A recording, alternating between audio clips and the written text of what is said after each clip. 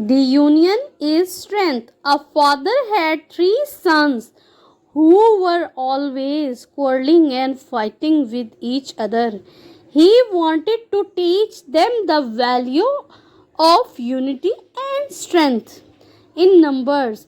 So he called them together and showed them a bundle of sticks tied together.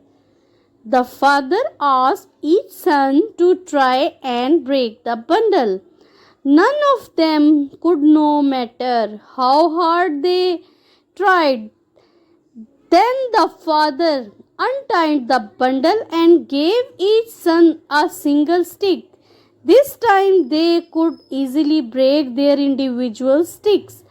The father said, "When you stand together like the bundle of sticks, you are strong and cannot be broken. But when you stand alone like the individual sticks, you are weak and easily broken."